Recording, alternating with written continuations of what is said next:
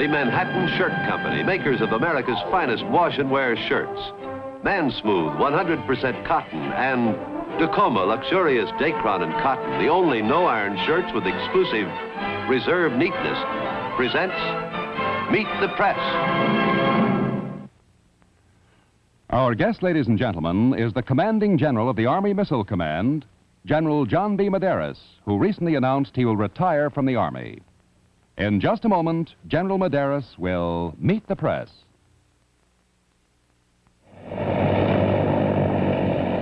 What kind of a man wears a Manhattan Tacoma shirt? He's a man at home in the world. Paris, Rome, London, and now New York. But he still looks crisp and neat. The secret is his Manhattan Tacoma wash and wear shirt, part of his compact, convenient Tacoma travel wardrobe. I'm Nelson Case, speaking for Manhattan, America's finest shirt maker, about luxurious Manhattan Tacoma, a blend of 65% DuPont Dacron and 35% long staple cotton. This Tacoma shirt is hand or machine washable and needs no ironing. It makes the perfect gift for those at the top of your Christmas list. And the Tacoma shirt has Manhattan's exclusive reserve neatness. Wonderful Manhattan Tacoma also offers you a handsome selection of other gifts. Sports shirts, pajamas, and underwear at better stores everywhere. Now Meet the Press, produced by Lawrence E. Spivak. Ready for this unrehearsed conference are four of America's top reporters. Their questions, please remember, do not necessarily reflect their point of view. It is their way of getting behind the headlines. Now, here is the moderator of Meet the Press, Mr. Ned Brooks. Welcome once again to Meet the Press. One of the critical struggles of our time is the race to conquer space. The failure this week to launch a satellite into orbit around the moon has again fixed the country's attention on our space program. At least two committees of Congress are planning investigations of the lag between our achievements and those of the Soviet Union. Our guest today is a man who has played a vital role in trying to win the race for the United States, General John B. Medaris. Since 1955, he has directed the Army's missile program. Under his supervision, the first Explorer satellite was successfully launched in January of 1958. A few weeks ago, General Medaris announced that he is retiring from the Army in January, 2 years before his mandatory retirement age. General Medaris has spent most of his adult life in the military service. He began his career at the age of 16 when he volunteered for duty in the Marines during World War I. And now seated around the press table, ready to interview General Medaris, are Peter Hackus of NBC News, May Craig of the Portland, Maine Press Herald, Charles Cordry of United Press International, and Marcus Childs of the St. Louis Post-Dispatch. Lawrence E. Spivak, our regular panel member, will be with us in our next program. Now, General Medaris, if you're ready, sir, we'll start the questions with Mr. Childs. General Medaris, it's been 2 years and 2 months since the Russians took us by surprise and sent up that first Sputnik. Now they've had the moon shot, they've had the moon photographed, and one success after another. You've been with this program 4 years. Can you tell us why, in the simplest possible terms, they have held a lead of from 3 to 5 years over us? It's a very difficult question to answer in a few words, but I'll try my best. In the first place, it's been often stated, and is certainly true, that they started out with bigger motors. They had the equipment with which to do the jobs that they have done since that time. This country, on the other hand, was not prepared to consider space that important at that time, prior to the Sputnik shot, and therefore had not brought out any motor power, rocket motor power, that was heavy enough for space work. We therefore have had to rely on the hardware that has been a byproduct of our long-range missiles. Well, but why? That is an explanation, but it doesn't say why or where the fault lies, General Medaris. Is it because the American public was asleep, or our leaders, or what was the reason? Well, I think perhaps there was some lack of understanding of the international impact of the kind of performance that was turned out by Sputnik 1, 2, and 3, and the rest of the Russian vehicles. We had gone into the IGY program with the Vanguard, but it was purely scientific, and I think that the whole approach to it failed to understand the impact on the peoples of the world of that kind of an achievement. Well, that was all right for 2 years and 2 months ago, but since then we've continued to stay behind, General Medaris. Why is that? We're in a position of having to develop entirely new and bigger hardware in order to compete with the Russians. And until we have gone through that painful and expensive process, we'll not be back in the race. Mr. Cordry. General, after each of these Russian successes, we seem to be stirred up, and then, according to various commentators, we become complacent again. Now, could you tell us, sir, what can the average American do? He is sometimes charged with being complacent about the space race, but what can he do? Well, of course, we must assume that the actions of our total government, all branches of the government, are finally a reflection of the considered will of the people. Certainly, if that will is crystallized, those actions are a reflection of that will. Now, if it is clearly understood by the people and made apparent to all of their elected representatives, executive and congressional, that they intend to get in this thing to win, then I think we might go faster than we're going now. In that sense, every man is in an equal position making his views known. He has first to understand the problem, however. You don't think we've made our will understood, that we are in a race to win? I don't think it's clear-cut yet. Would you be in favor of longer work weeks, more taxes, that sort of thing to catch up? If these things became necessary to catching up. But, sir, are they necessary? I think on the key projects that offer our only hope of catching up, that certainly the people who are available on those projects and know the most about them are ready and willing to work as many hours a week as the project demands, and they should do so.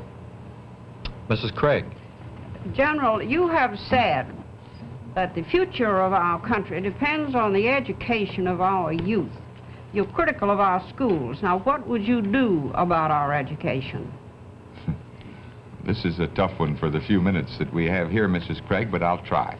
We must get out of our secondary schools those things that can be and properly should be taught or trained into a child at home and in the church and by the community, and leave the time available in our secondary schools for those things that can only be taught by formal instruction. Only by that means can we put enough formal instruction, enough formal education into our children in the 12 years of secondary schooling to prepare them at all for the world that is coming, and certainly to barely prepare them for the kind of college education that is needed for the future. Well, you are talking, sir, it seems to me, about a planned education with some eye on the national defense. Can you do that without federal control of education? I am not talking about it with any eye on the national defense, except as the national defense is an incident to and part of the lives of all of our people, Mrs. Craig. I am talking about the necessary preparation of our youngsters for the kind of world that they will live in, not today, but 10 years from now when they get out of school, 20 years from now when they're in their maturity. And I think we have to do it. We have education now that is planned by someone, even if it's only the community or the local school board. If the feeling is strong enough and the understanding is good enough, our school boards all over the country will demand that kind of an educational preparation. How can you be sure that you will get the scientists and the technicians and the laboratory people and the engineers that you need for national defense unless you have a say in that program?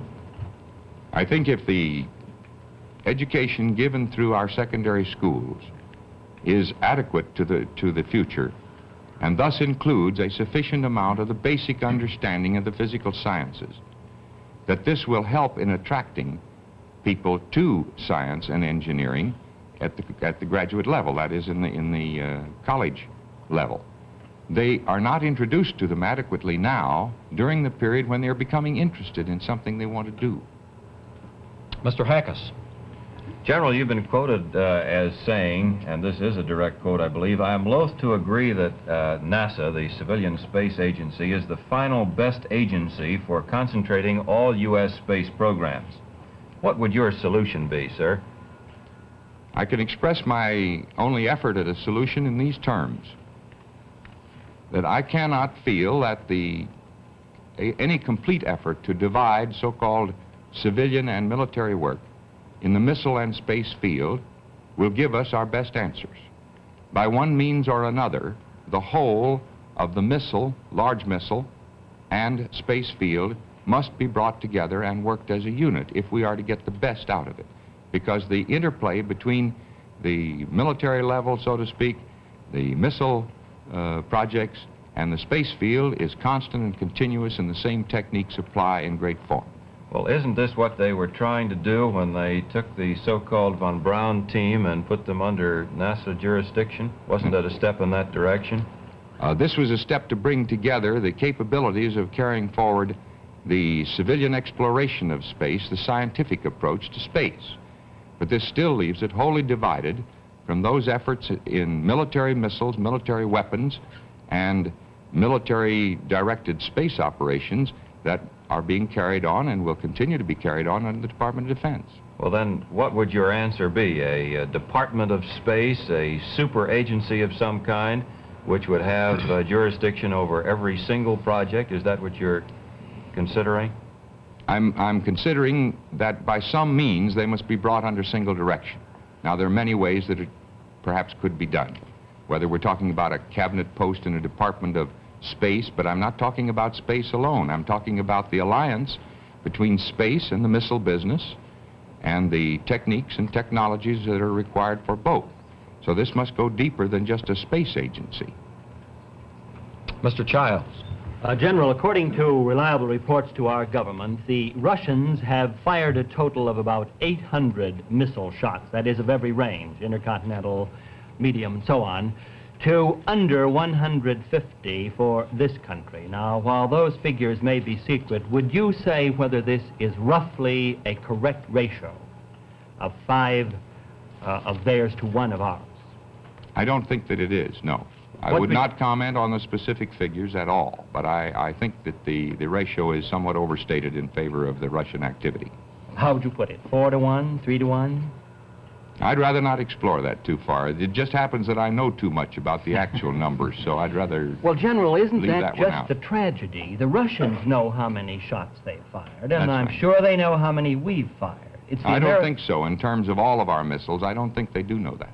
Well, I'm sure they have a pretty good idea, wouldn't you think? Just the big ones that you can see so well down at How Cape do we know Canaveral. their total damage? I certainly won't answer that question. Well, General, shouldn't the American public know more about this? Why are these figures being kept from us? I don't think the figures are really significant, as a matter of fact. Why not? And certainly the fact that the figures were known and known accurately would be, if any attempt were made to defend the figures, let's put it that way, this could well lead to injury to our own security program and our own ability to get information. But I say again, I don't think that the figures, as they might be adduced, are necessarily significant, because the number of missile firings has to be related to the number of projects and to how many firings it takes to make a project succeed. We've developed some methods in this country of bringing projects through to a successful conclusion without firing nearly as many missiles as were fired some years ago, when you just had to sort of shoot an arrow into the air and let it fall you knew not where and hope for the best. Well, I just want to be sure that I understand what you mean, General Medaris. You mean that if they have actually fired 3 to 4 times the number of missiles that we have, it isn't important? Not if you take it as a total statement of the number of missiles. I do not think it is important. Now, if you bring it down to certain classes and categories where it might become important, yes. But at this point, we're in such finite information that unfortunately, in the interest of our own ability to get information, we have to keep that away from public discussion. Would you put the category of intercontinental missiles as one of the important categories where the number of shots is important? I would say so, yes. And they are far ahead of that, us Oh, in the no, number I of don't shots. think so. No, sir. Well, I've talked to other people in your department who do think so. I'm sorry. Mr. Cordray. General, you're rather deeply involved in development of the Nike Zeus missile to defend us against ballistic missile attack. Are you able to tell us whether, in your judgment, it could go into production now? I can say that it could go into the beginnings of production now. In other words, we could begin now to take the necessary steps which lead up to production and which always take a good deal of time. However, at this stage of that program, as is the case in any such program, it would be a gamble, admittedly, because although we have every confidence and assurance, so far as we're concerned, that it is going to be a weapon of sufficient worth and value as a defensive weapon, that we should have it and have it at all costs. The moment at which you begin to stake your gamble on production is important, and there's an awful lot of money involved in this particular decision. How much money is invested in this project already? Just under $1 billion. Just under $1 billion. Mm-hmm. And we still don't know enough about it to know whether it should be ordered into production. No, sir, because this is a matter of time, and this is an expensive program, and I mean expensive. Well, you've if made you that have quite clear. visited the facilities at White Sands, you can get some idea what we're talking about. Well, now, could you tell us about how long it will be before the Army would be able to make a recommendation? The Army has already made its recommendation. On going ahead with early production? That is correct. General, a great many people seem to be asking why, with all your experience in this field and the need for experienced people, why you're resigning. Well, first of all, I'm not resigning. I'm retiring. I long ago earned full retirement. I was warned about that. I long ago earned full retirement. Secondly, I have been in this very grueling and demanding post for 4 years. And to be in it at all, one has to be willing to just put everything that they have in it. I'm a little tired. But beyond that, I may say that I think that I owe it to my family to give some consideration at this point to my own future. And I'm rapidly crawling up on that critical age of 60, you know, when you're not so attractive. Well, do you intend to devote some of your time to this education program that you were talking about, the desirability of letting people know where we do stand in this particular matter?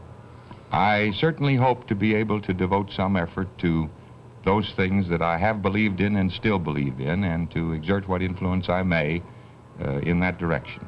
It was reported quite widely not long ago that because of certain statements you had made about the lack of progress in our missile space program, that you were told by the White House to shut up. Is there any truth in that report? I never received any such message at all.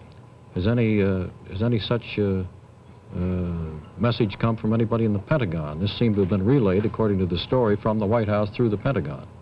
I think you can be your own judge by noting the comments that I have made consistently over the past month and a half and back as far as you want to go. I have not been told to shut up by anybody. I think that I use a sufficient degree of judgment in what I do say that they have no reason to ask me to close down. Mrs. Craig. General Allen Dulles of the Central Intelligence Agency told a congressional committee recently that under communism, the Russian leaders can do anything they decide on doing without asking the people. He said they are a country of concentration.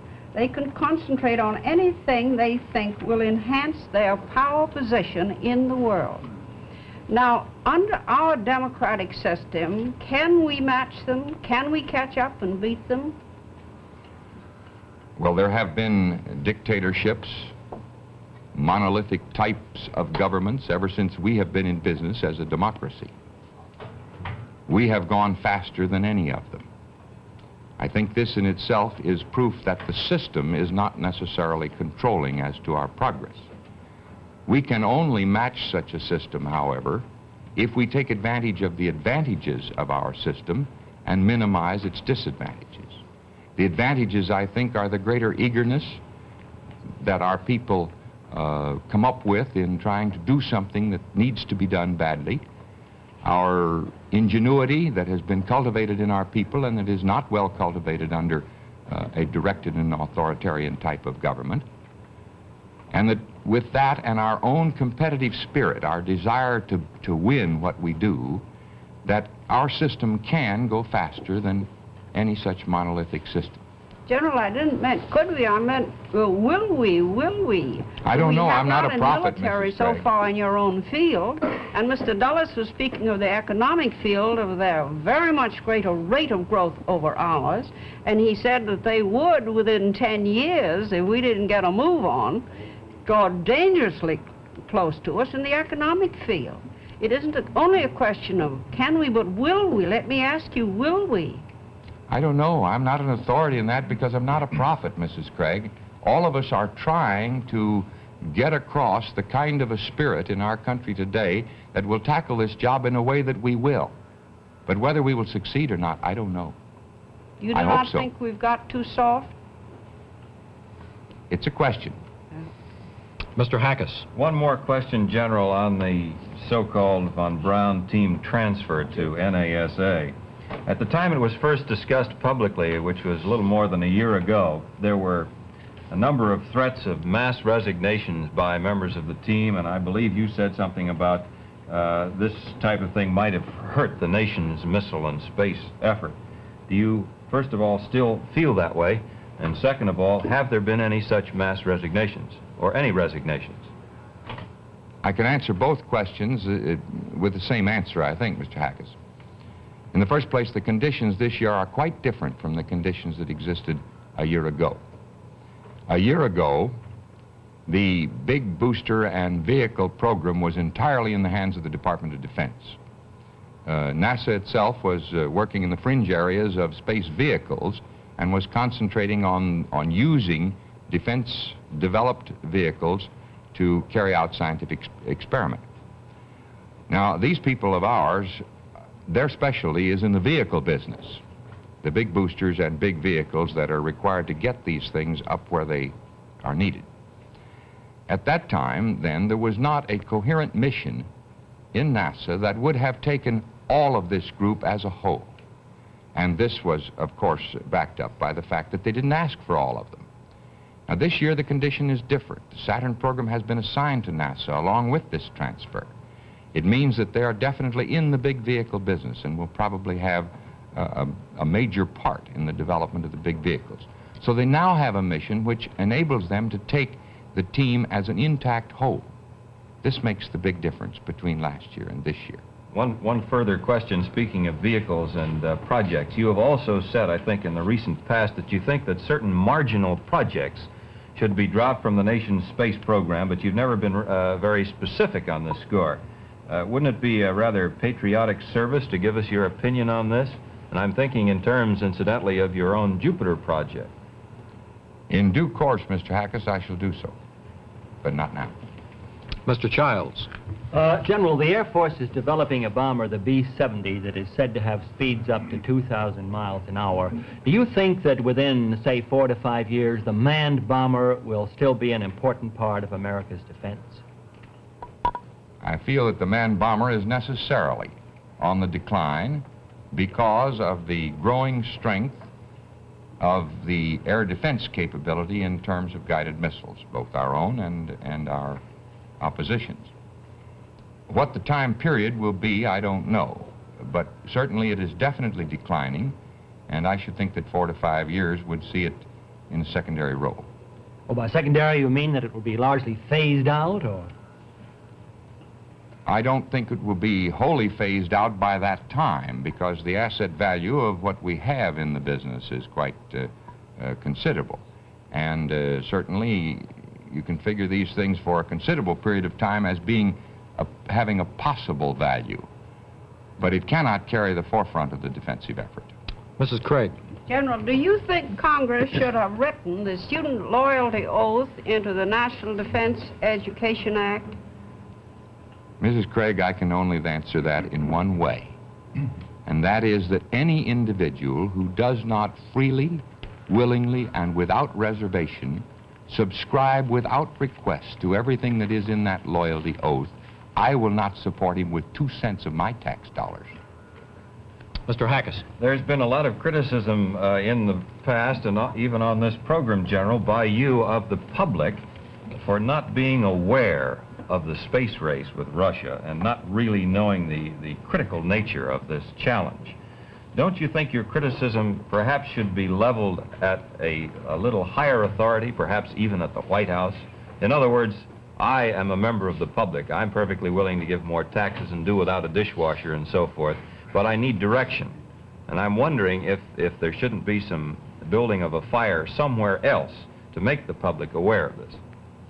Unfortunately, in my present environment, the answer to that is a little difficult because I've been more critical of the press for not making the public fully aware. Gentlemen, I think that our time is up. I'm sorry to have to interrupt, but I see that our time has gone very rapidly. We'll have to save all those questions until the next time General Medaris is with us, and we hope that'll be soon. Thank you very much, General Medaris, for being with us. Meet the Press will not be broadcast on December 6th and December 13th in order that NBC may bring you two special programs. Meet the Press will return at its regular time on Sunday, December 20th, when our guest will be the winner of this year's Nobel Peace Prize, Mr. Philip Noel Baker. We'll be back with Meet the Press in a moment. First, here is an important message.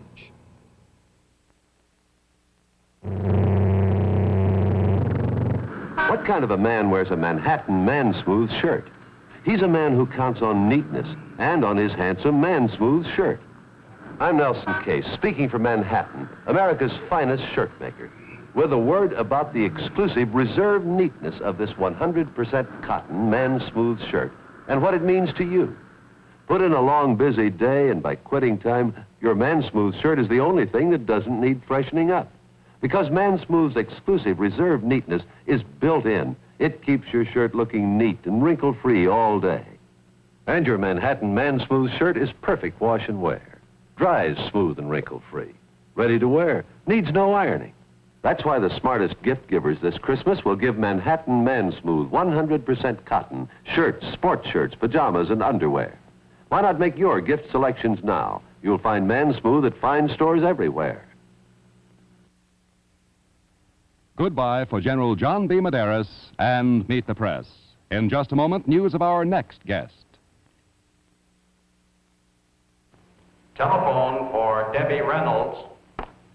Hello? Oh, yes, this is Debbie. No, I'm sorry I can't make it tomorrow. I'm playing Santa Claus helper for the children out at the tuberculosis hospital. A Christmas party. Well, it's wonderful. Come on along. Oh, yes, there's something else you can do.